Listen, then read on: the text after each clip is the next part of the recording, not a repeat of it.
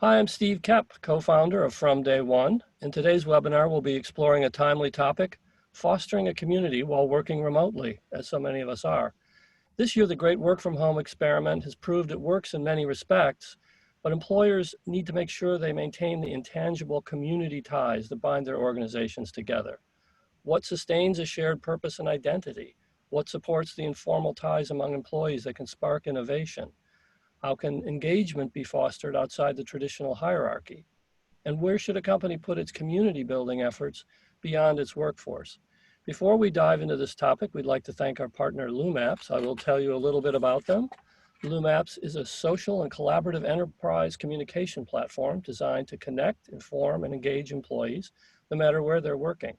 This innovative digital workplace equips organizations to break down silos, to streamline internal communication, and provide a space for employees to belong and have a purpose.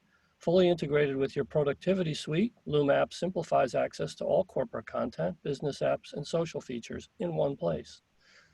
Now, a few quick logistical items. This webinar is being recorded and will be available on demand within 24 hours after the event. Look out for an email in about 24 hours with the link. That email will also have info on how you can get professional development credits for this session from the Society of Human Resource Management, also known as SHRM. And look out for a written account of the conversation soon on our website at fromday1.co. Around 3 p.m., we'll have a Q&A session. You can submit your questions at any time using, that is Eastern time, anytime using the Q&A button at the bottom of your screen. Now I'd like to introduce our moderator, the business journalist Lydia Dishman, who reports and edits for Fast Company on tech and leadership, and has written for CBS Money Watch, Fortune, and the New York Times, among others. Okay, Lydia, over to you. Thank you, Steve, and thank you everyone for joining us and spending time with us this afternoon. We are incredibly grateful, and we are ready to have a very lively discussion about something that I think is on a lot of people's minds today. I have a stellar group of panelists that are ready to drop their wisdom on you. And as Steve said, I'm going to be asking questions, but feel free if you don't hear something and you do have a burning question to drop it into the Q&A box, and we will get to as many as possible at the top of the hour. So we're talking about community, and really it's a simple equation. When you feel like you belong, when you feel like you're part of a community, you're more engaged. And the workplace certainly thrives on workers who are engaged. And, you know, Gallup has been doing workplace surveys since about 2000, I believe. And what was interesting is they're always looking at workplace engagement, and counterintuitively, while Americans' well-being has dropped to a 12-year low in this past month, likely due to the coronavirus outbreak, the number of engaged workers in the US, those they define as highly involved, enthusiastic, and committed to their work and workplace, reached a high of 38%. Now, 38% doesn't sound like a huge number, but when you compare it to what the lows were, 2018, 2019, that was only 13%. Actively disengaged, and that means people who are having miserable work experience and spreading their unhappiness to colleagues. So 38% seems like a really good number. So I have to believe that a lot of organizations have stepped up their efforts to try to engage employees, to try to make them feel like they belong. And so this is what we're going to be talking about with our panelists today. So now I'm going to turn it over to each of them and have them introduce themselves. Jeri, let's start with you.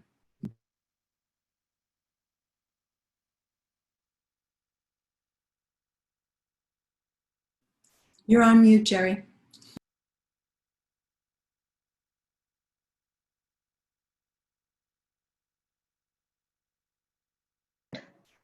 How's that? Can you hear me now?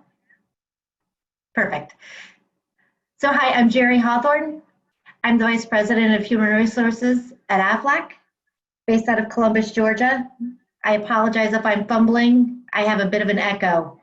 I lead HR for our corporate functions, including our international organizations. Thank you. Jessica.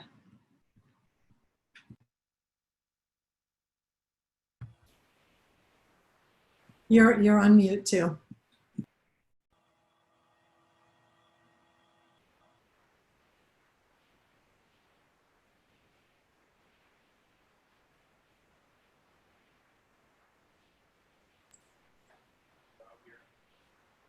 Okay. Sarah, why don't we go over to you while she figures out the technical difficulties there. Absolutely. So I'm Sarah O'Mara, and I am an implementation consultant with LumApps, which is a digital workplace, collaborative intranet.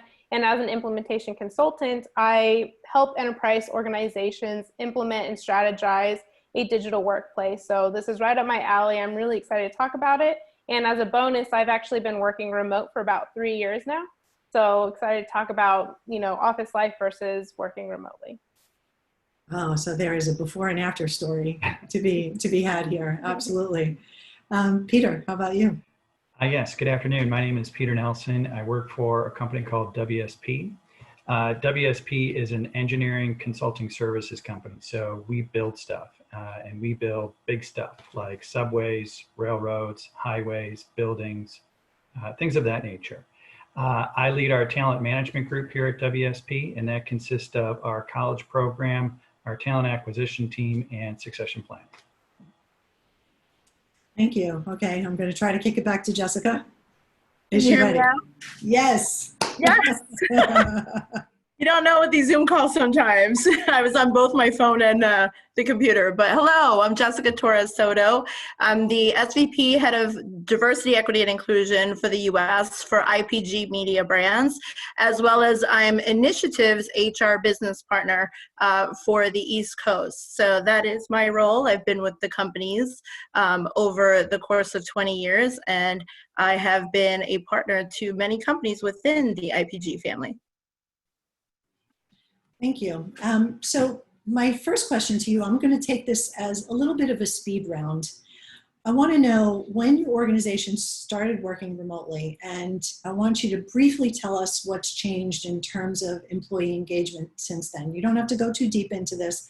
I just kind of want to set some context here. And we already know that Sarah has been doing the remote thing, so I'm going to go to you first and tell me about the rest of the organization. Yeah, absolutely. So our organization, which is primarily office-based, moved remotely in about March, and it was a transition. So we did have an internal area for remote employees, but specifically for COVID-19, we set up a remote area that we could engage and have a discussion, because we recognize that this isn't really a natural, normal remote environment, because now social activities are shutting down, and people who were expecting to be remote expecting to be in an office are now remote. So just some things that we did is we set up an area for them in our digital workplace, and myself and other people who work remote were helping to support them and share, tips and tricks on how to handle that. Thank you. Jeri, so tell a little bit about how long it's been and what are you noticing about employee engagement? Yeah, so Aflac is actually really interesting because we have a huge international office in Japan. And of course, Japan was hit before the US with COVID. And so we were tracking the pandemic with our Japanese partners beginning in December. In March, we exited everybody from our campuses in Columbus, Georgia, as well as in Columbia, South Carolina, and our other remote locations. From an engagement perspective, it's been really fascinating because Aflac always had a very highly engaged culture, but the vast majority of our folks were based in Georgia and had worked together there for a long, long time. And so what we've actually seen happening is that there's been a much more leveling of the playing field around our employees who had been remote and weren't based in Georgia and the people who actually are in Georgia. Our engagement scores and the feedback that we're getting from our employees, they're still highly engaged and they feel supported. I would tell you that I think our leaders would probably say it takes a heck of a lot more effort to drive that, which is normal. But I think overall, we've had, touch wood, we've had some really good successes with our employee population and how we've transitioned to this environment in such kind of a rapid and unusual way. Rapid and unusual has to be the understatement of the year. Absolutely. Jessica, tell a little bit about when you started and what you're seeing in terms of engagement now. Yeah, sure. Like many of the companies that I'm sure are represented here, we officially started to close on March 13th. And that was when everyone just kind of, I felt like everyone in New York City started to shut down. So I'm representing New York City, but we are a global company. Our headquarters at IPG Mediabrands is based in Midtown Manhattan. And so you can imagine, the crisis hitting, the city, and everyone just kind of running to us saying, like, what do we do? What do we do? Why are we here? Why are we still coming into the offices? And so we did officially start to shut down on the 13th of March. And what I've seen change is, at first, people were worried about working from home.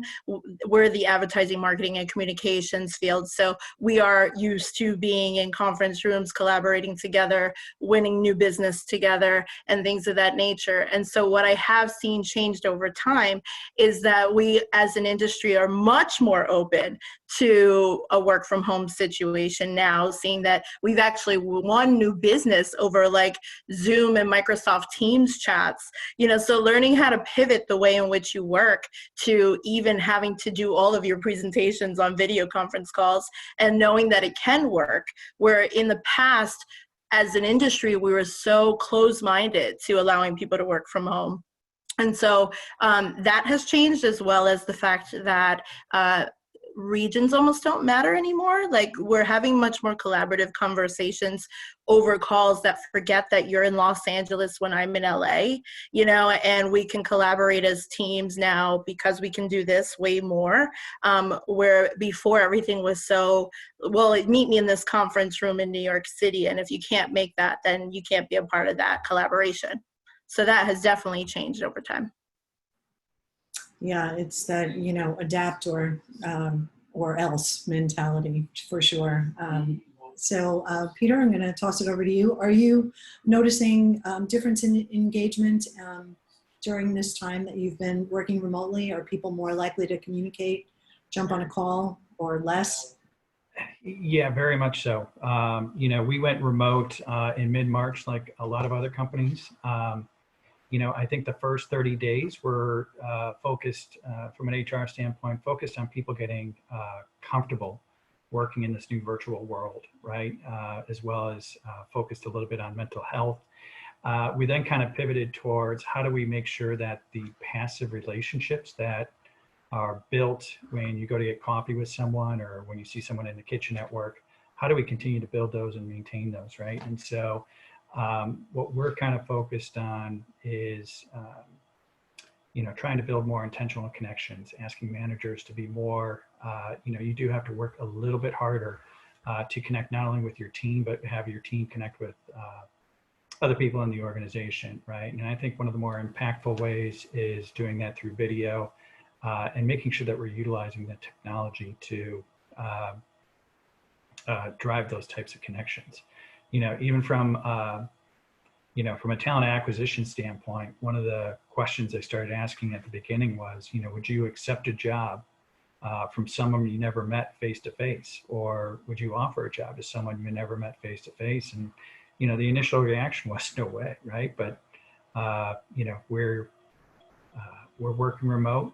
We're not traveling as an organization. I don't see that changing in the next 2 to 3 months. So we're starting to get used to it, right? We're starting to adapt to that. And I think by demonstrating and showing that flexibility, and that's the other thing that we keep pushing with our management team, is you have to be flexible, right? The at-home schooler coming in mid-call, the Wi-Fi going down, those things are all, we just have to be flexible. And I think our team is embracing it. And I think we're seeing that in the engagement. Well, so it sounds like you all, with your various organizations, are kind of on par, maybe even higher engagement levels than the Gallup poll shows. So that's encouraging. We're looking for any bright spots here. I mean, this is a really rough time. And flexibility certainly plays a huge part of it. I mean, I've heard this in every discussion I've had. over the last 6 months. But Jeri, one of the things that you had mentioned offline was about how people's tenure is actually very long at Aflac, and everybody is used to working together, and now you're all separate. So can you talk about what you did a little bit more in detail about what Aflac did to ease the transition for people? Yeah, it's interesting. Our average tenure is about 14 years, which is almost unheard of, I think, in today's job market. And it's a unique company because of that. And, we have folks who, are on year 18 or 19, and they're not even 40, simply because of the population that we hire locally in the Columbus, Georgia area. And so when we exited folks very, very quickly, there was a lot of reaction and fear, I would say, on the part of all of our leaders about, will people be able to be effective? Will we be able to meet our commitment to our customers? What will our productivities look like? What will our quality levels look like? How long will call volumes be? All of those kinds of things were concerning for leaders. And so we did a few things. One thing we did was we coordinated scheduled pickup dates for all of our employees who were interested to actually go in and get chairs, to get monitors, to get keyboards, whatever they needed from their office. I would say, honestly, short of their desk, we pretty much said, take it, sign it out. We set up a system so they could sign it out. And we said, set up your office at home so you're very, very comfortable. I mean, we had people who in the beginning, I would tell you, were probably sitting in their living room with a TV tray in front of them and their laptop. And so, they just had never even considered this environment. And so we equipped them with everything they needed. Our IT folks very quickly put together bundles that we were shipping out to people across the country so that they actually had the technology that they needed. So we got very, very granular and very tactical around that. We gave people PPE kits so that they could kind of get out and about. We worked with leaders and created what we called engagement in a box, which was really everything from, as simple as, here's a list of games you could try to play with your employees online to drive engagement, to things that were a little more complex and more costly for them to try to drive engagement among employees. But we got very, very prescriptive and very tactical in our approach to trying to drive and build both productivity and quality, as well as keeping that engagement and supporting our employees through the transition. For employees who were in places where technology just didn't work, or had issues where they were trying to homeschool and support children, and just that balance was not possible, we pushed our leaders to drive some flexibility, and we put in place a pandemic leave that was essentially 45 days of additional paid time off on top of their PTO that they could take in 2-hour chunks to say, if you need to drop off for a few hours and homeschool your children, we don't want you to have a financial impact for our hourly folks in particular. And so we tried to augment in almost any way that we could to make them feel supported through that process. That's interesting that you said that, especially about the office hardware and desks and things like that. I was talking to a representative from another organization, not going to name names now, but they were not allowed to take anything out. And when you are sitting in a regular chair with just a TV tray, you must have a camera in my living room because that's my setup. It's really hard. I mean, it's good to have your stuff around you. It makes you feel comfortable, and certainly having a good chair to sit in for 1 million hours a day is very helpful. It's funny, sorry, I will tell you my initial reaction when we got the requests. People are asking if they can go get their chairs, and my initial reaction was, really?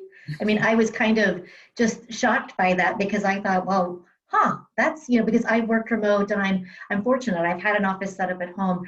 And then when I started talking, I hadn't been with Aflac that long when all of this happened. And when I started talking with some of my peers and kind of got the perspective, I was like, well, yeah, we absolutely need to do something for these folks. So it was definitely a shift in thinking for me as well. Yeah. But you know, the fatigue is real, and I'm not just talking about, you know, having your butt in the same chair for, you know, a lot of the day. Certainly, you're hearing about Zoom fatigue more and more. People don't even want to get on a phone call. Sarah, you have sort of a 30,000-foot view to all this, and certainly a perspective of having worked remotely for as many years as you did before any of this happened. What do you see as working to alleviate some of that fatigue for people who are Zoomed out? And are there assessments that you're seeing people do that can customize communication? Yeah, absolutely. And it's interesting that you say Zoom fatigue, because Zoom is a very specific tool.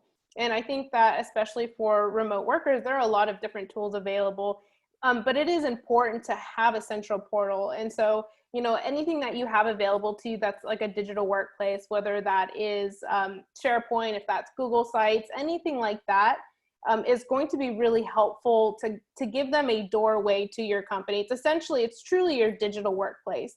And so a key word here to think about staving off that fatigue is to have variety. And ways that you can assess that is certainly not trying to collaborate with leadership to think of what ideas we're going to push on them, but to involve them in the decision making. Find out what the employees are looking for. Involve them by sending out polls. If you have the leisure of having advocates, and leaning on them to talk to their peers about what's important, and then actually setting that up. So for example, having a community for pet owners, or having a community for parents, or communities for people who are caring for the elderly, so that they can connect with each other. And especially for me and for all of the clients that I've worked with, is when you have this variety, you'll see people come out of the woodwork. And you know, they may not be a cat person, but oh my gosh, I'm a dog person, and I can now connect with my colleagues that way. And I personally have a story of where I knew I had a colleague, she didn't really get involved in anything. And we had started a brand new cooking community, and suddenly she was sharing posts of like what she was cooking behind the scenes. And it was amazing to watch. And not only you know, you might think, why is it important to have these kind of fun communities? It actually opens up the door to relationships. And it's easier to reach out to people if you feel connected. So I know we talked a little bit about how engagement has increased, just that feeling of being involved. Ever since I worked remote, I have colleagues in France and Japan and Germany that I work with, and I don't even think about where they're from, but because I remember that they posted something about, you know, their dog, it was easier for me to knock on the door and say, hey, I know you're in this role. Would you be able to help me with something? Because we have this relationship that we had started. So I think thinking about variety and reaching out through polls, through your advocates to find what they need, it will be really important. I'm glad you called me out on the Zoom fatigue thing. It's very easy to use Zoom as the sort of catch-all. I mean, I think it's becoming like Xerox, like a Kleenex, you know, just the umbrella term for all of the video capability that we have, when there are certainly many, many others. And, you know, so no disrespect to any of the other organizations out there that are working to provide us with video technology. But it's also interesting that you were talking about, you know, groups of people doing, you know, similar things, kind of like clubs. It leads me to think about ERGs and affinity groups and how those can play a role in engagement. So Jessica, did your organization do anything? I'm guessing that you have an ERG there or several. And what did that look like? So Initiative specifically has 2 ERGs. They are one specifically focused on culture and one specifically focused on diversity, equity, and inclusion. And what we actually put together during this entire time at home is, speaking of some of the channels we're talking about, we've really dug into Microsoft Teams and creating a Together as One campaign, where under there we're building all these channels, kind of sharing things about wellness. And, you know, we're working with a company to bring us Wellness Wednesdays, where every Wednesday we focus on yoga, or it could be meditation that day, and we have it both in New York time and LA time, so that it's pre-recorded. You can do it at any time. If it doesn't work for you at 12 o'clock New York time, then you can join the 5 o'clock session that's, in Los Angeles. So Together as One has been, a big campaign that we rolled out at Initiative, as well as the Diversity, Equity, and Inclusion Councils. We've hosted Black Employees Safe Space sessions during the whole social, racial injustice situation that's going on throughout America right now, and the world. And so having opportunities where people can come together and talk, that has been part of the things that the BRGs have rolled out. And, some of the other things that we have done kind of focus more in that area, but I know we're going to get to a conversation about how, social injustice has kind of also changed the face in which, how, in addition to, COVID, how we've been working as well. Yeah, I definitely want to talk about that, because it's, we sort of got the 1-2 punch with the virus, and certainly this next wave of, the civil rights movement, as I call it. But I wanted to go to Peter and see if there are any initiatives there, or if you're using your ERGs to make people feel more connected. Certainly, and we do Mindful Mondays, where we focus on mental health and as an organization. So in addition to that, we have what we call our DPN, or Developing Professional Networks, which is a group of individuals just starting their career up to about 10 years. They've been great in terms of driving local connectivity within the offices through game nights, virtual game nights, happy hours, things of that nature. With some of the social unrest, that group has also kind of stepped up and done some local connection meetings and discussions. And certainly our Inclusion and Diversity Council is trying to lean in and really kind of focus and work with the local offices, so they feel like they're participating in what we're doing, right? Because I think that brings further engagement. And to that end, we're doing a variety of different calls locally, nationally, and certainly we use Yammer. So we do Yam Jams where we talk about diversity. In addition, we do kind of this coffee roulette where people get paired up to have just virtual coffees with each other across the organization. So I think that kind of helps to bring connectivity to the group. I just want to not let you go yet. This coffee roulette sounds interesting. And that's an informal thing, because I know that, mentorship programs are now, being supported virtually as they can. So how do people get paired up? It's done through an Excel spreadsheet of all things, right? And one person kind of runs it and manages it on a local level. But, I think it's a great way to kind of spark those passive relationships that are just, you don't have the access to anymore, right? You think about, and I used to travel a lot for my job, probably about 50% of the time. And, part of that relationship building is going to Starbucks to get a cup of coffee, right? And now with that not being there, you have to be a little bit more intentional in making those connections and building those relationships. So. Yeah, we miss the water cooler and the cafe, and and even to be honest with you, even just the trip to the restroom has sometimes sparked some interesting conversations. Work related, I promise. Yeah, well, and one of the things that we did work on is at the onset is kind of this flexibility mindset that we can kind of give to managers, employees, as they kind of think through best practices and policies and procedures, right? And it really struck me early on when we were reviewing it with some of our more junior employees at the DPN level, and one of them said, I miss that being in the office at 7:30 at night and a manager that I don't know ask me what I'm working on, and I get to share, right? And that's tough. right? We got to figure out how to bridge that. Well, I'm going to tap all of you for more tips and tricks in just a moment. We're at the 30-minute mark, so I'm going to invite Steve back on for station identification. I love that old term, station identification. Hi, everyone. I'd just like to remind anyone joining our webinar in midstream that we're from day one, exploring fostering a community while working remotely. I've been really impressed with your stories of adaptation and pivoting. We certainly had to do that ourselves. We were started as a live events company, and we had done we were in 9 different cities in less than a year.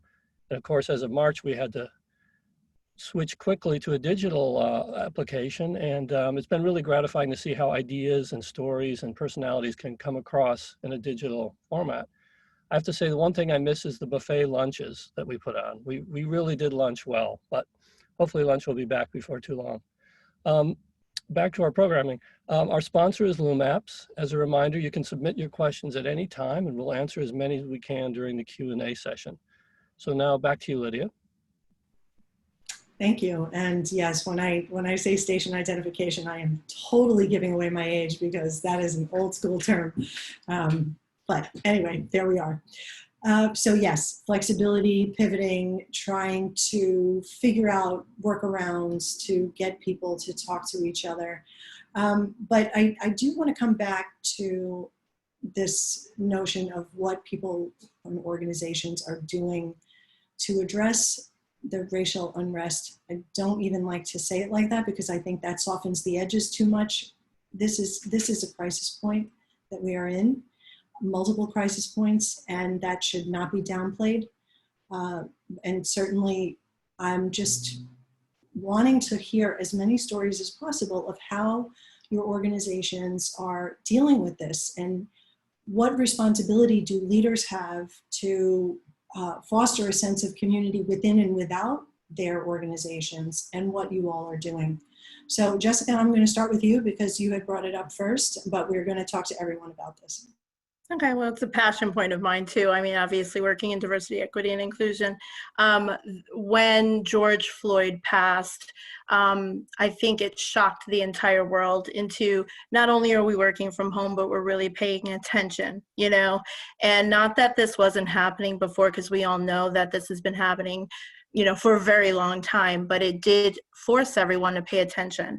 And so the impact of George Floyd's death and then the Black Lives Matter movement turning into a revolution has really pushed all of the companies to say, like, what are we going to do about it? How's our responsibility in this specific time?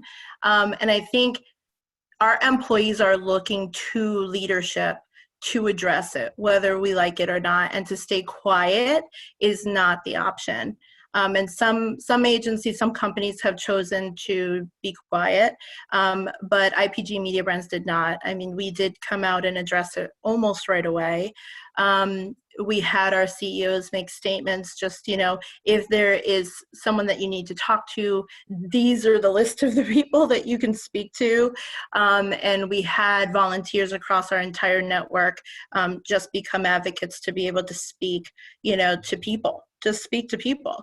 But it wasn't easy. I mean, it was definitely a hard time for our leaders, our managers, those who did not feel comfortable having these conversations and literally asked for talking points on what do I say, what do I do. And so we did set up times with, you know, leaders to just talk about it first and then go address it with your employees. But the important part is that you did address it. And at least say, I acknowledge this is happening and I'm creating my own space for you to come and talk to me. And if you don't feel comfortable talking to me, you know, here's a list of people who have raised their hands that you can come talk to. So that is first and foremost how we started to address it, followed by having a day of solidarity where the entire company closed so that the employees can just do self-education. You know, if you wanted to go to a march, that was your opportunity to go to a march. If you wanted to just sit and grieve, you know, if you just wanted to shut down from the entire world and not watch any more of the news, that was your opportunity. Or if you wanted to sign petitions we gave a list of petitions and opportunities for people to get involved as well. And so those were some things that we did up front. Our business resource groups, employee resource groups, also jumped in and hosted Black Employees Safe Space calls, where we did have clinical psychologists come in, and specifically just there to speak. And we had several ally calls in addition to that. So everyone can have a choice to jump in and talk about it. And those have actually been running since June. We've been having them weekly and bi-weekly in some cases. But we are showing our employees that we're there for them and we're there to open up and have a conversation and not hide from the topic. We also did things like, just having an equity series where, we talked about the situation of George Floyd. We had panel discussions called We Can't Breathe and actually addressed what happened with the entire company and allowed people to just talk and vent. And, it was an opportunity for just to talk about it. And equity series following that, just talking about how equity is important in our company and in our industry. So it's ongoing, it's a journey, it is not going away. And so we are making sure that we express to our employees that this moment is creating change for the world, not just for our company. And we're here for it. Admirable. Jeri, I was thinking about what you were talking about with PTO in conjunction with what Jessica said about, if you needed to take time away. Does Aflac's mission lend itself to supporting efforts like this or larger community efforts? And are you encouraging people to take part? Yeah, it really does. And it's funny, I was writing things down as Jessica was talking. I've been kind of borrowing ideas from this group of folks because I'm learning as I'm listening. But Aflac has actually been very forward thinking around our diversity and inclusion efforts dating back to the 1960s. Our senior leadership team is very diverse. And when this happened with George Floyd and the following unrest, we started having roundtable discussions where our executive leadership would share their own personal journeys and stories of things that they faced. And it was very raw and very honest. And I think our employees saw very quickly that the company was okay having difficult conversations and was trying to create a space, even in this weird virtual environment, where employees and teams could have these kinds of difficult and odd conversations that people had probably shied away from for years and years. So we started with that. We started kind of with an inward look, I would say. And then we did things and are continuing to do things like bringing in, of course, external speakers, Jane Elliott. We brought in members of the Congressional Black Caucus to talk to our employees because we have a very strong lobbying effort in DC where we're actually engaging with legislators on helping to try to change the laws. We very much have parlayed this into a voter registration issue and really focusing on the systemic and have working with leaders and employees on letting folks take time off to go vote, on having voter registration days, on supporting pollsters, people who want to take the day off to go and participate and volunteer at polls. The other thing we've recently done, which I learned about last week, and I was just so excited and think it's very unique, is that in the locations where we have a larger presence, so Columbia, South Carolina, Columbus, Georgia, Charlotte, North Carolina, our leaders are sitting down with police, with the local police forces and saying, we want to understand what kind of training your folks are getting, what sort of use of force training are they getting, how are they going to treat our employees, as an example, if they're pulling people over, and what's happening. And we're, as a company, we're a constituent in this community and we have a voice and we want that to be heard. So for me, it's been really fascinating as Aflac has taken this very multifaceted approach from a conversation at kind of that raw employee level all the way up to we're taking a stand and we're taking active active steps at the legislative and community level as well. Sarah, sounds like you have a lot of international colleagues. I mean, I cannot even imagine what it must be to be on the outside looking in at the reality show that is the US right now. So what are those conversations like at LumApps? Yeah, I'm glad that you brought that up, because when Black Lives Matter had started really reaching a boiling point, we're part of a culture team. We have a culture team at our company, and we are predominantly a French company. So we have a very small, not very small, but a pretty small team in the US. And so when we approached the culture team, it was kind of a apprehensive, like, hey, this kind of thing is going on in the US, and I wasn't sure, and my colleagues weren't sure of, how they would perceive it. But the influx of support and acknowledgement that this is not just a US issue was overwhelming. And we did shut down the office, and just seeing the support of, like, we recognize you and we want to know how we can help was great.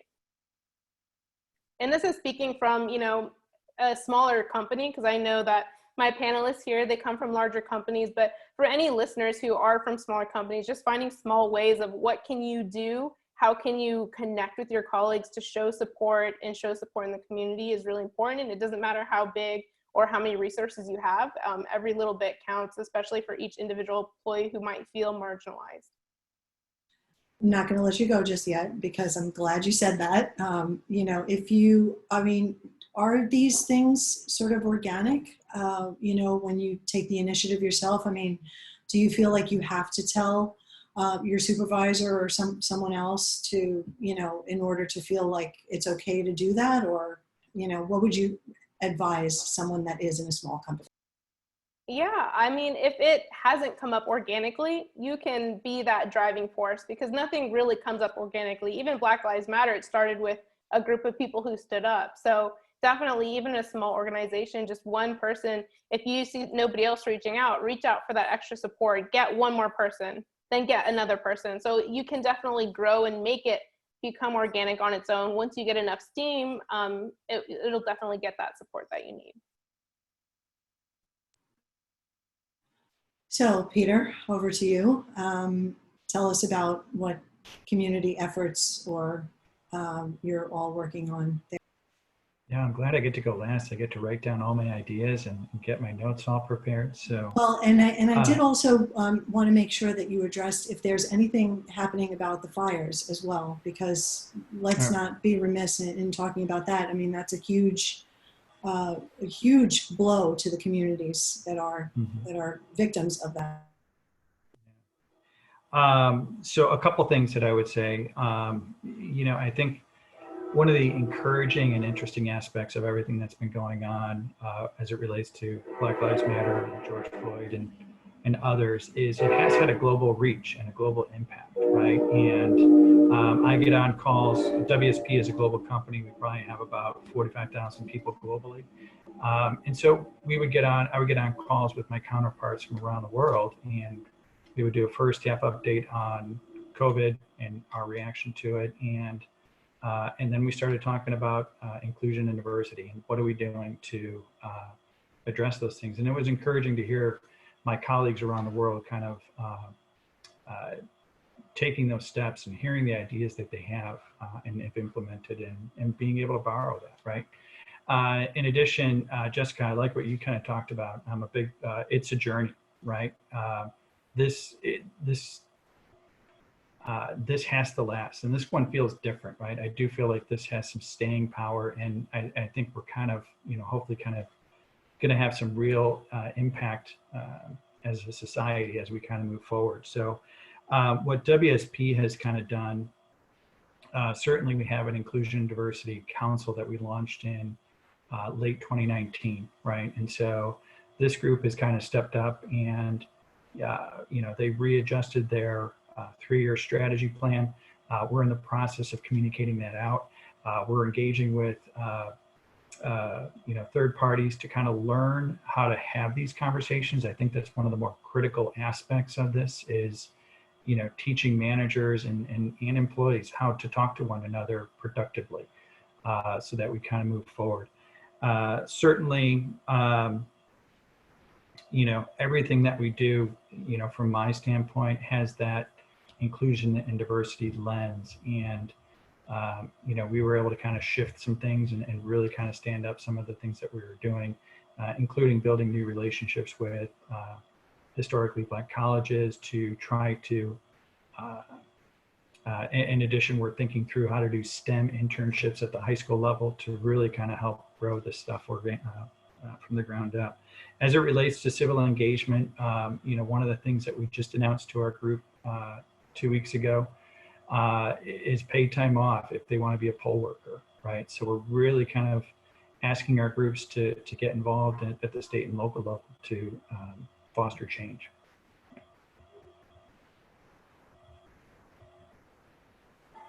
The fires. Yeah, I was going to say, do you have a lot of people in the Bay Area there?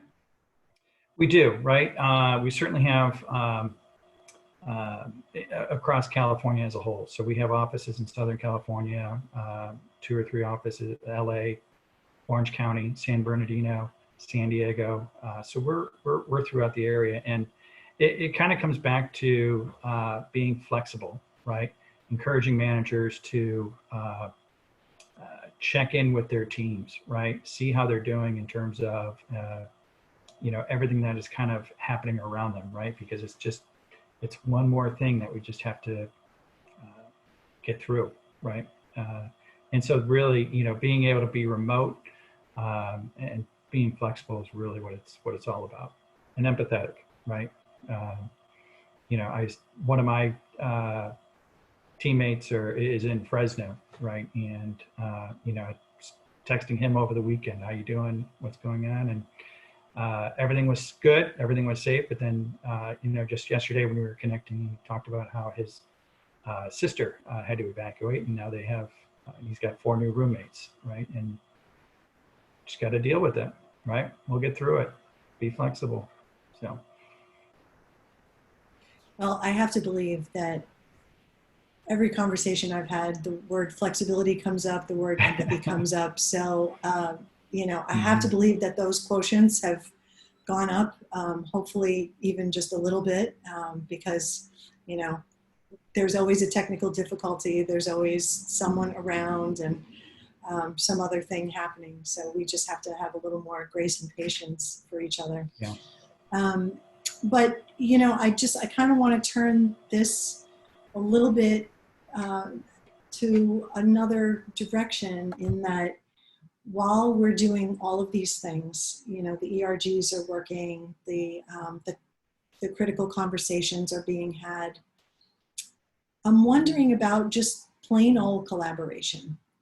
You know, Peter, you said something about coffee roulette, and I think that that's a great way to introduce people, you know, to talk to each other that ordinarily might not. But within teams, what is happening, and this is a question for all of you, to encourage collaboration? Because sometimes when you've had it with the news cycle and the fire and racial crises, sometimes you just don't want to talk to anybody. You don't want to work with anybody.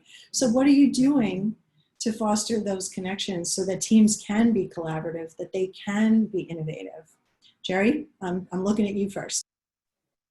Yeah, this is one I wish I could have gone last. I mean, I will tell you, it requires a lot of work, and I think that our leaders would say, if you pose that question to them, that we haven't mastered it yet. I think we have parts of the organization that are doing it better than others, and you know, it's as simple as, you know, we've done things saying, you know, no meetings before 8 o'clock, no meetings over lunch. No 60-minute meetings, set them to 55 minutes, set them to 25 minutes to give people a little bit of a break. We implemented summer Fridays where people could log off in the afternoon on Fridays. So we've tried to encourage our leaders to focus on outputs over activities. But I would tell you that I think that they all, in one way or another, have made comments to me to say, if we don't get better at this, I'm afraid for what could be. And so I think that we're still grappling with ways to to drive creativity and collaboration. I think our technology groups are better at it than others. I think that they have done it longer and are more creative and are more used to using technology in a more collaborative manner. I think some of our operational groups are still struggling a little bit with it.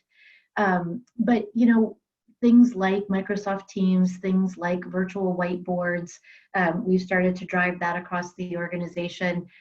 We've strongly encouraged people to do things like just pick up the phone. You know, don't send emails all the time. If it takes more than 3 emails, pick up the phone. So kind of go a little old school and just call somebody. You know, we leverage our chat function quite a bit, where we encourage people to use that. But I don't think we've got it mastered. I think we're getting better each day. But I think we've got a journey ahead of us to try to get better at it. So that's where we are. Well, I mean, it's all a journey. I just, I always go back to thinking about the chats because they sort of revolutionized communication in newsrooms, which, you know, I've been a part of for many, many years now. And it was great to have that, you know, instant so that you didn't have to get up and actually talk to somebody or wait until a meeting. You could just kind of bounce ideas. But the flip side of that is sometimes you can't get quite the flavor of what someone is saying. You know, the emoji game on some people may not be so strong. So, you know, how do you do it? Anyway, Jessica, any wise tips for that? Well, much like Jeri, I think we're all still trying to figure that part out, you know, but some of the things that we've also implemented, very much like Jeri was speaking about, is Microsoft Teams has been wonderful about being able to share documents on there and everyone collaborate together without even having to get on a video chat. So for example, you upload a PowerPoint presentation and then the next person works on it and the next person and the next, and that way you are still collaborating and leaving notes, but you can see where changes are being made at, like, in real time. So I do think there's a beauty of technology in Microsoft Teams, not trying to shout out Microsoft, but, you know, but that is what we are using. We also have done the office hours thing where we're like, nobody, you know, puts meetings on before 9 a.m. and nothing after 6 p.m. But for the parents that are struggling in the house that are also trying to, you know, homeschool still in this situation while, you know, they're also working full-time jobs, we've asked all of our leaders to be thoughtful and, you know, allow people to do the work when they need to do the work. And if it means that their best time is at between 9 p.m. and 11 p.m., just respect that that's when they're getting the work done. And we are asking everybody to do things like delayed deliveries when you are sending emails at night, so that your teammates don't feel the, you know, just kind of the feeling that they have to answer you at 10, 11, 12 o'clock at night. We know that's when people kind of feel like they work their best and quietest, but we're asking people to delay delivery to like 9 a.m., you know? So things like that. We have a Respect the Purple campaign, which the purple in your Microsoft Outlook, for those who have Outlook, is when you're out of office, and we're asking everybody to put 2 out of office times on your calendar every day, where that's just your walk away from the you know, video screens and go take a walk, go play with your dog, go do whatever you need to do so that you have a stretch break and you can come back refreshed. So there's a lot of things that we're trying. Office hours with our managers, where our managers are accountable for hosting their own office hours. So employees can just drop in and ask a question, because we know in this day and age, training is very difficult when you're not in the office. And so the normal sitting at your desk and being able to ask a question to your right or your left of your colleagues as you're learning, especially for new hires, has been a challenge. And so hosting things like office hours is something that, you know, we're trying to implement across the entire company. So lots of stuff, you know, and I know we're trying. And of course, nothing's perfect, but there's definitely some ideas out there. Yeah, and it all feels like a throw spaghetti against the wall experiment, but I'm always curious to see what might be working. So Sarah, you're next. Please give me some wisdom. Yeah, absolutely. So in terms of collaboration, it is a change of a mindset. Shifting from an office to a remote In our industry, where my industry is digital workplace, the collaboration, we have a concept of working out loud. And I think traditionally we've always thought of, we need to produce perfect work. I need to work on this deck, finish it, then I can give it to somebody. And that kind of lends to fatigue of, I'm juggling kids and pets and it's taking me longer than I thought that it would take. And you find yourself struggling with collaboration. But if you start to embrace this concept of working out loud, it allows you to start putting things out there and allowing people to see your progress, but also letting them to jump in and assist. So a workplace such as LumApps or Microsoft Teams, where you can have one place to have your documents and your conversations, it's going to allow you to just show progress of, okay, I'm working on this deck, it's not complete. Do you have any, thoughts on it? So it's this concept of working out loud, and it's not enough to just give it to them like, here's your software, go. But it's also change management. It's also the culture of your company to say it's okay to not have perfection from day one. Like, we know we're working toward it. And so making sure that there's communication of, it's okay to work out loud. It's okay to be storing your documents here, even though it's not complete. Just having that culture of embracing, taking things one step at a time is actually going to help innovation as well. So now that you've posted it in this open community where you're working out loud, maybe another team over on the other side of the world is working on a similar project. They can now assist, or you can build. So collaboration is not always starting from zero. You might be able to work on something that somebody else has already started to help give you that leg up. So in terms of collaboration, it's a lot of struggle, throwing spaghetti at the wall for sure, but just this concept of working out loud is going to make that burden a little bit easier on all the employees, and making sure you communicate that as a company as well. Love that idea, putting that one in my hip pocket. So, but I will give you full credit if I use it, because I'm good that way. Peter, how are you fostering collaboration? Yeah, so I love some of these. I'm going to respect the purple. I'm going to borrow that one. So, two things I think kind of come through of, that theme about flexibility, and certainly one of the, during a town hall early on, our COO talked about how as an organization, we need to be flexible. And, if we have to drive our kids to school or run an errand during the day, we all have to be okay. And I think that kind of has made people kind of feel comfortable, right, with more of that flexibility mindset. Certainly, we developed as part of our employee value proposition this flexibility mindset as well, to kind of really drive it into the organization. And I think that's been working well. The other thing that I personally have been doing on my team is I kind of established a communication charter, if you will, where I kind of said to my team, when I call, or when we do team calls, we're going to get on video, right? So put a baseball hat on, put some shoes on, or whatever you got to do. But we need to make sure that we're connecting eyeball to eyeball during this process, and creating those connections. And I encourage my team, if anybody wanted just to do a call one-on-one where we just talk, I do a couple of those a week where we just have coffee and talk about what's going on in the world, right? And it's really kind of helping to build that connection. But establishing how I'm going to be doing meetings, how I'm going to be reaching out via video more than just email or IM, and I think kind of sets that expectation of we're going to connect, right? One of my panelists from another webinar said that he went from being the Chief Human Resources Officer to being something like the Chief Empathy Officer, because he was having so many conversations like this in order to make sure that everybody had mental health was okay and people weren't suffering burnout. So I think that those kind of conversations are really important. We are just about at the top of the hour, so it's going to be time to take questions from the audience. But first, I'm going to turn it over to Steve. Thanks, Lydia. Thanks to all of you who are participating in our From Day One webinar on fostering a community while working remotely, and to our sponsor, LumApps. At this point, Lydia will be taking questions from the audience, so please keep sending them in for the next few minutes, and eager to hear what you want to ask about.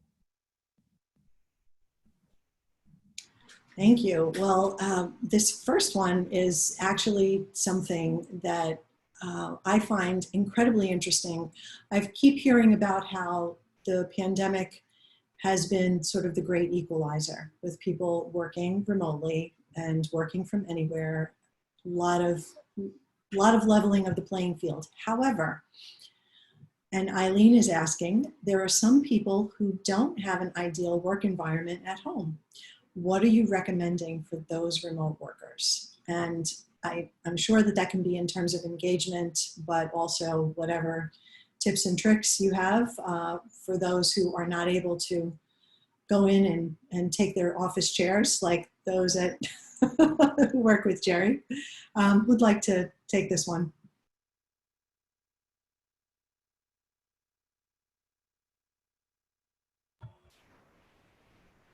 I can. I'll try. Okay, go ahead. Go ahead, Jeri. Peter.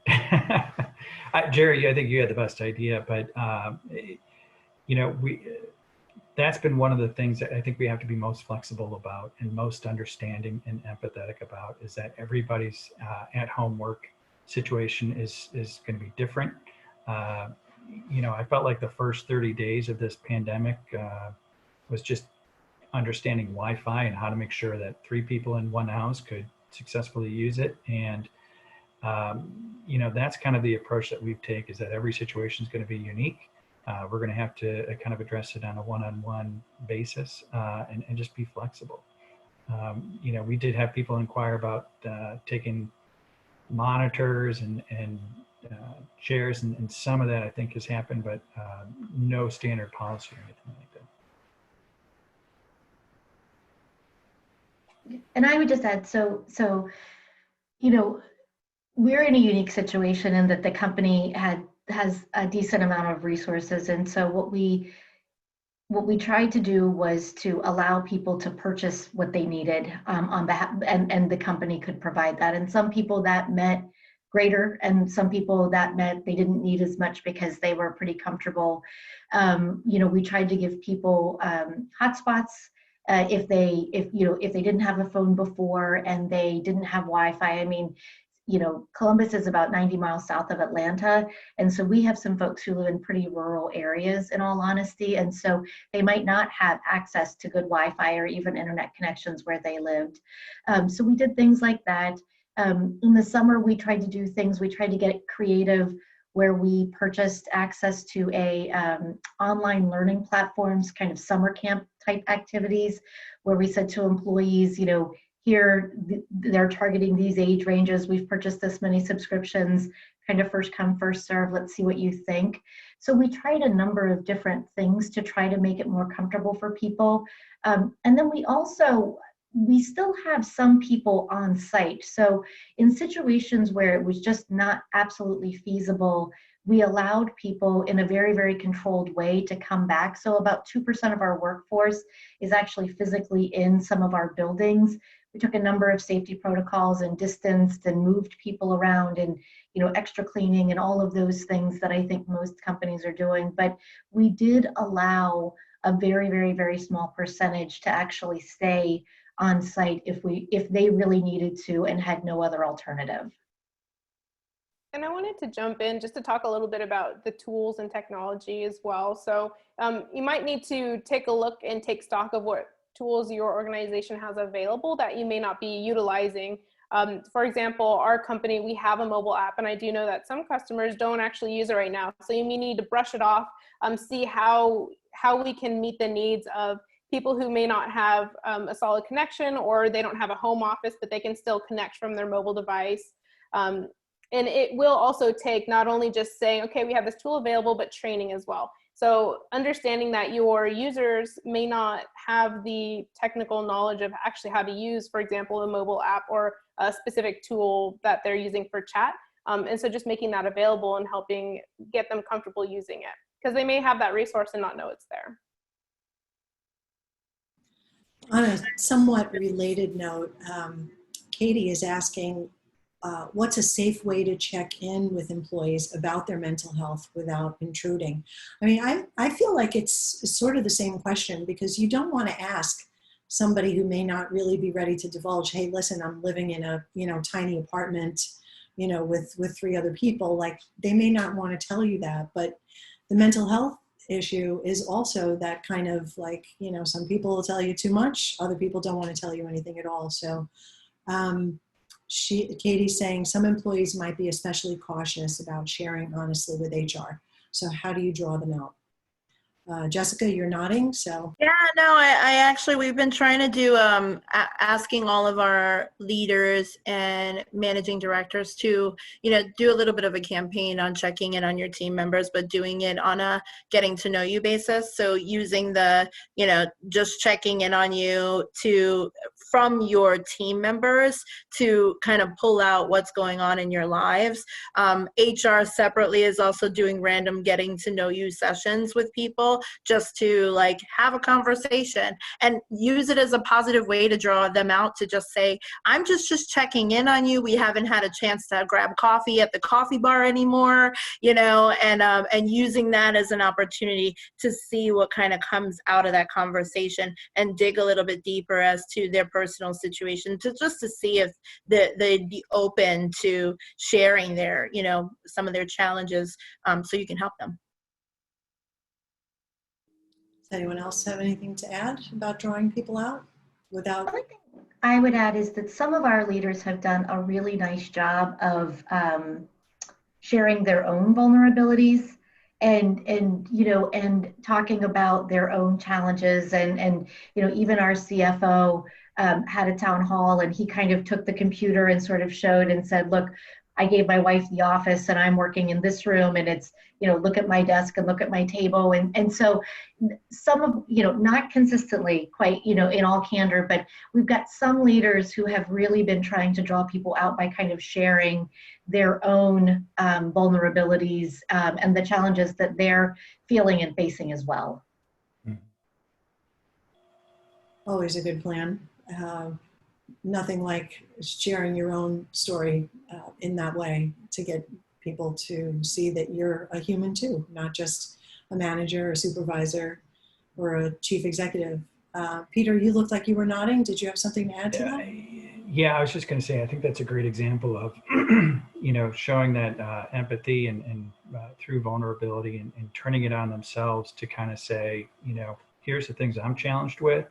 What about you, right? And I'm a big proponent of being direct and having those conversations. How are you doing, right? How are you feeling? And managers should be talking to their teams about how they're adapting, right? And, and if not managers, HR, right? From a recruiter standpoint, I'm always surprised at what people share and how they share it. But certainly I think it's by asking the questions, and that's what we need to be doing.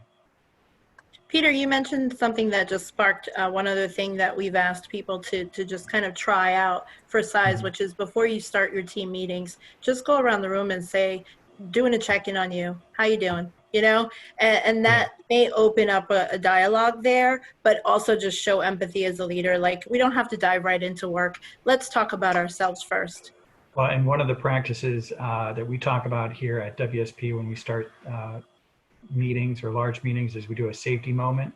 And so certainly that has adopted to a mental health moment, as well as recently doing a diversity moment, right? To kind of check in and touch on some of those things as well. And, it's interesting because we did a town hall probably about a month and a half ago, and the safety moment was related to driving your car, right? Most of us have not really driven a car during this process, and I remember driving that afternoon going, gosh, he's right. I do have to kind of look around.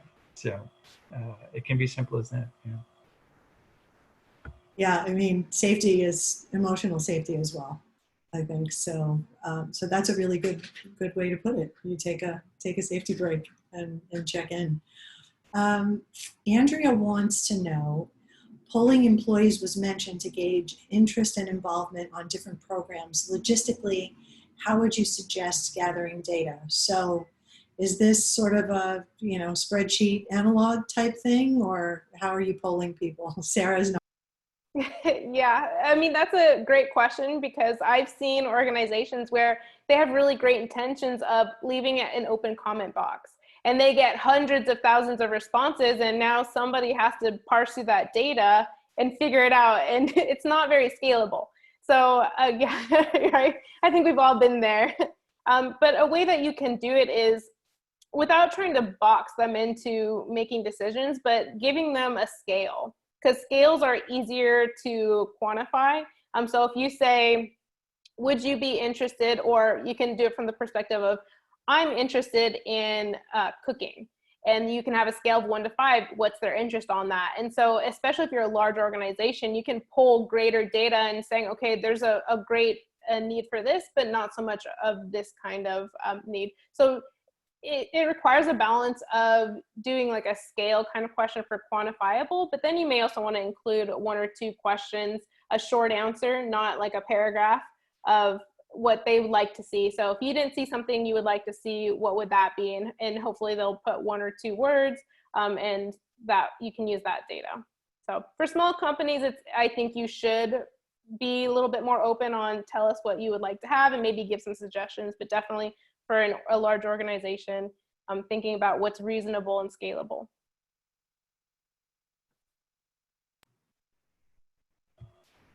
I would say, so we've done pulse surveys kind of consistently, and we've added and kind of shifted questions around. And I agree with Sarah in that, we've tried to make it very quantifiable, so that we can, one, kind of have a trend and be able to tell a story with that.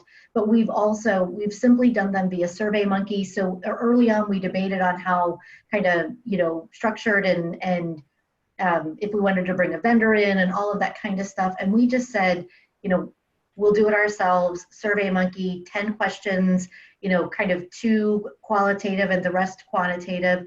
And then the other thing we've done more recently is on our portal, we've offered to have focus groups on certain topics and invited people to sign up for those. So we did one for working parents. We did one around returning reimagined, we called it, where what the future of our workforce looks like. And so with that, we actually got, about 20 different parents and probably about 50 employees who said, I'd like to have a voice in these different topics. And we had some of our HR team members facilitate those and to get more of those qualitative themes.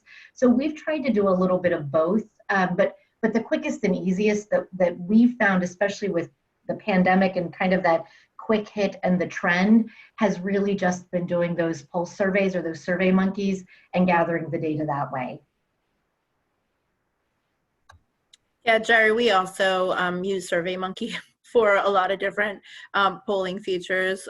We do work with an external vendor too, but a lot of the platforms have also developed polling right there on Microsoft Teams and Zoom and all that. So we've been using them live on our town halls as well. I have one attendee that read my mind and had one of the questions that I didn't get to before we had to turn it over to them. So I'm going to ask this one. And it's about new hires. How do we make sure new hires feel connected when onboarding is done entirely remotely? And my question was similar in that it was, how do you communicate the mission and values and culture of the company when you're doing this remotely and somebody's brand new and they're not sitting right next to you? So I could take a start at this, and it's one of the things that we had to decide early on. Is we had 200 interns coming in this summer, right? And we had to make the decision: do we continue with the intern program or do we, send out 200 bad offer or bad letters, right? We were fortunate enough to kind of make the decision to do a virtual intern program. So we onboarded at the early May, virtually 200 interns. And one of the things that we stressed and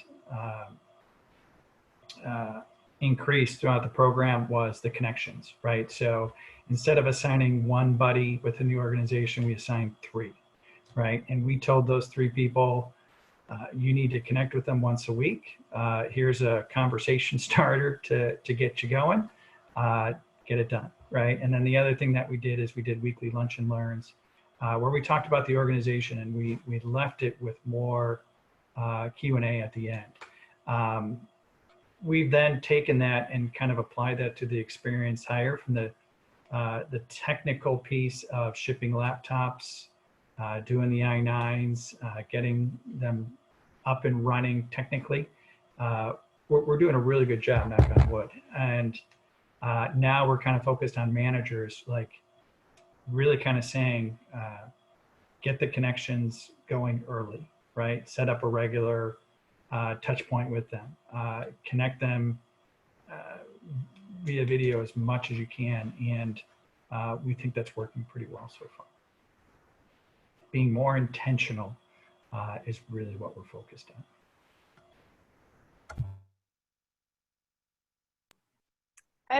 I want to jump in just really quickly.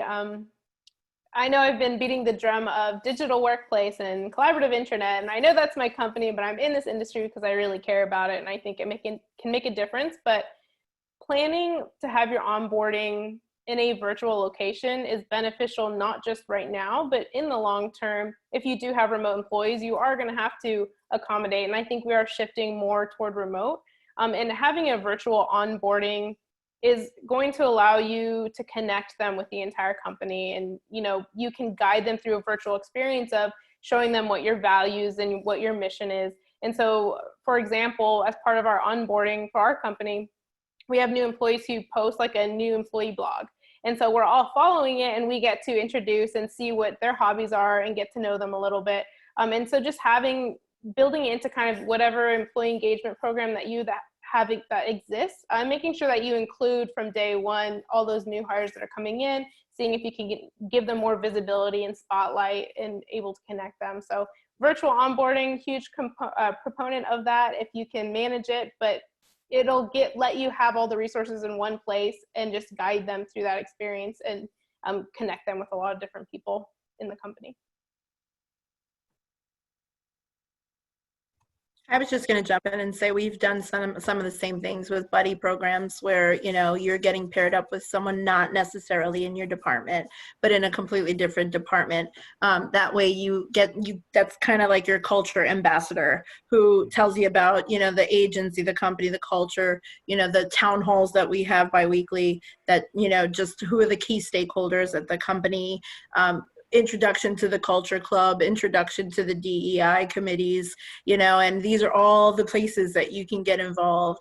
And so that has been important as people walk in the door, the virtual door now, is making sure that each new hire gets connected to a buddy.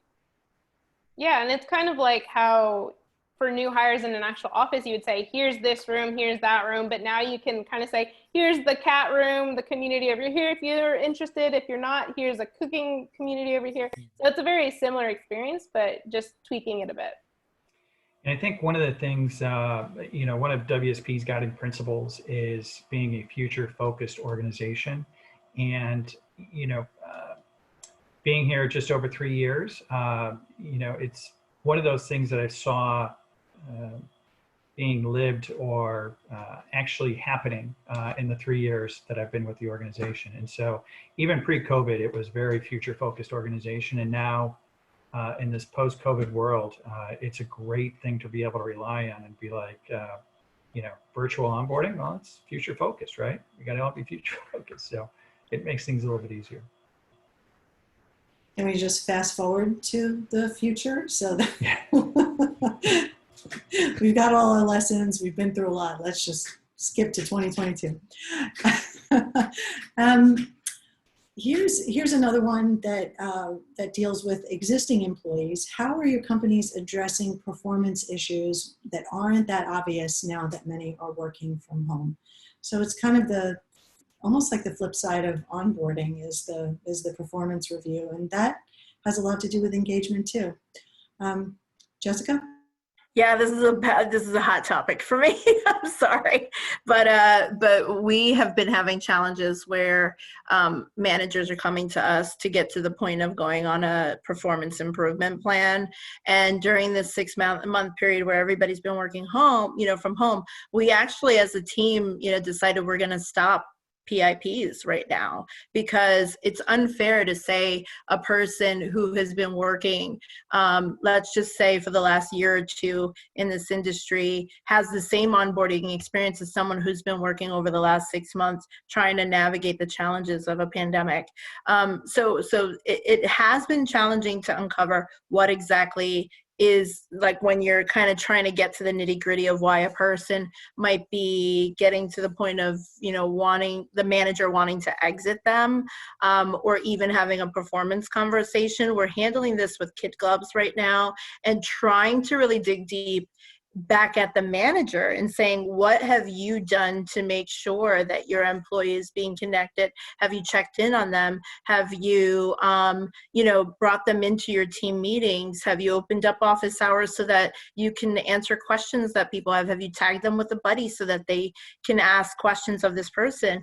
Our industry tends to be one that turns over very quickly, on average 30%, and so your average person is there from like 1 to 4 years of tenure.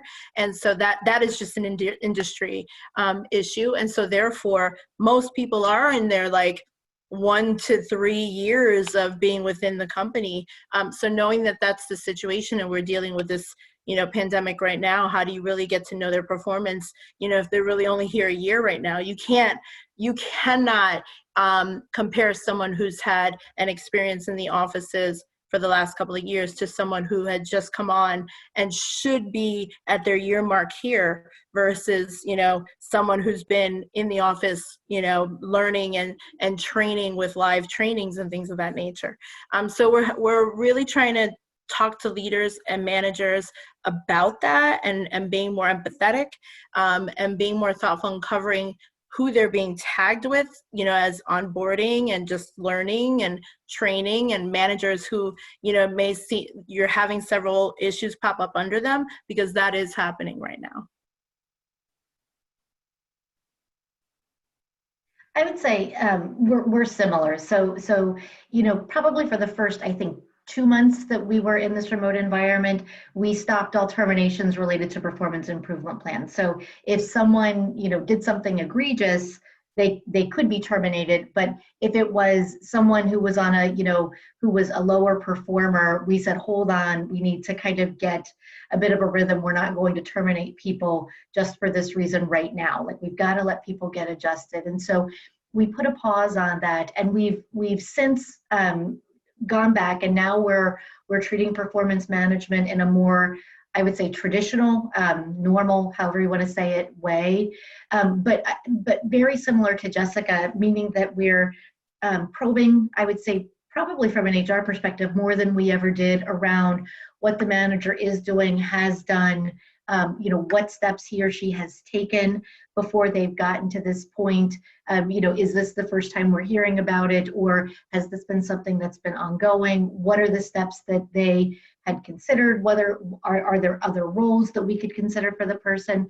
So we've been trying to push the leaders to be more creative before we get to that final step in the process. On our U.S. operational side, it's a little bit clearer, because a lot of our call center reps and our claims specialists, they have metrics. They have quality metrics and they have production metrics. And those metrics actually are different if you are physically in an office and if you're remote, and the company has reevaluated the metrics on a per person basis in this new everybody being remote environment, and what is kind of the norm and what is above and below, etc. But it's a little bit more straightforward on that side of the house. But for the kind of the rest of the population, it's been very much what Jessica said, which is probing with the leaders, pushing a little bit harder, asking some more questions that, in an in-person environment, we might have, in all honesty, not been as deliberate or diligent as I think we're asking the HR folks to be right now, with really probing around what the leaders are doing and what steps they've been taking. We've even jumped in and we've been doing interviews with the employee just to do a check-in to see what's going on with them. And learn things like my grandmother passed away from COVID. It's affecting the way in which I work. I'm living in a shoebox in New York City with 3 other people, and so that does end up escalating to their engagement in work, and we're really talking to the managers about being thoughtful about that.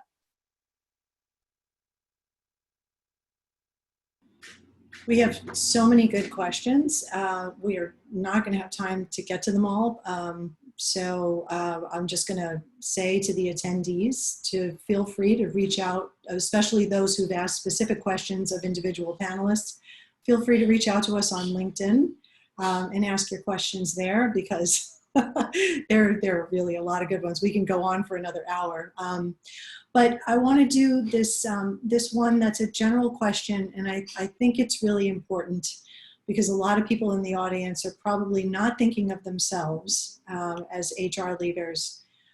What is the best thing you personally have done as an HR professional to find a community of connection for yourself? So I want you to roll out the personal stories, people. Who wants to start? I'll start. I know this about myself, that I'm an extrovert/introvert, so I get energy from other people. I like going into the office. I'm more productive in the office, and it's because I get energy from just the people around me, right? And so part of that, establishing a communication charter, was for me, right? Where I said, I need to see faces, or different faces than the ones that live with me all the time. So I think that was one of the things that's really helped me, just to say, look, I need help. I need to connect visually. So we're going to do it. So. I'll jump in and say I was blessed to be able to jump right into a group right after George Floyd and the whole Black Lives Matter thing was happening, of a bunch of my colleagues across the entire industry, HR and diversity, equity, and inclusion professionals. And we actually bonded together and created an agency agnostic group that's helping people get through the job losses and things of that nature in this pandemic. And we pivoted. At first it was to help people, and then it was to help ourselves, just have a safe space to talk that's outside of our companies. And that has been amazing. There's about 60 individuals on that call, but finding little pockets of colleagues in which you trust, and even building communities over Zoom and, and Teams and things of that nature, just to talk to people who are like-minded and dealing with some of the same challenges, because we're expected to know everything and and have the solutions for everything for our companies and our leaders. And so who do we go to for inspiration in helping build those things? I'm kind of similar. So I would say one of the things that I've done is things like this. So meaning that when we were all in the office, if there was something like this, it would have pulled me away for 3 days or 2 days, or you would have had to fly somewhere, and the costs associated with it. And so I actually have found that these virtual panels and presentations, it's almost like a micro learning in some ways. And so I feel like I have built a much better community and actively engage in these sorts of offerings much more than I did when I was in the office on a regular basis, because it was just, I had to get on an airplane typically to attend something like this. And this for me has been phenomenal. The other things are that, I have a lot of HR colleagues who I'm good friends with as well. And so, as things have loosened up, we do a lot of walking and talking, because I find that HR people are good to empathize with, because they don't need to know all of the details about the who and the what, but they know enough that they can kind of relate to some of the challenges that you're facing. And so for me, that's been really helpful as well. Yep, and just to wrap us up, I'm actually not coming from a place of as an HR professional, but just as an individual who's been working remote. I really find striking a balance by, I'm that person who is very involved in our digital intranet. I am a very outgoing person. I like to meet with people, but being in my house with my dog all day, it is very stressful. So I am that person who will always If somebody posts, I will like it, I will comment on it, and I like to always sign off of, let me know if I can do anything for you, or let me know how I can help. So I'm always offering my assistance so that I feel a better connection and I'm able to assist my colleagues, so then I can rely on them as well. And definitely now that my social activities outdoors have been shut down, I am looking toward virtual events, and I found a lot of great connections through that and learning a lot of knowledge and getting to know people, which has been great. Well, I have to say, we're out of time now, but I have really enjoyed learning from all of you, and I'm going to be taking some concepts away as well. So thanks for that, folks. Thanks, Back to everybody. Steve. Thank you all. I, for myself, discovered Zoom yoga, which I highly recommend. Thank you, Lydia, and all of you speakers. You were wonderful. That was a great conversation. Thanks again to LumApps, our sponsor, and to all of you for participating today. If you'd like to join us for more virtual events, you can head to our website fromday1.co and check out more of our upcoming webinars. Thursday, September 17th, back to work in New York, about workers getting back to physical workspaces. Tuesday, September 22nd, turning workforce aspirations into company policy, why employee fulfillment matters more than ever. And on Thursday, September 24th, we'll be doing our second full-scale virtual conference with panel discussions, workshops, and networking. The focus is on how to lead now, managing change and building resilience. Visit our website at fromday1.co to learn more. Thanks, everyone. Stay well. Bye for now.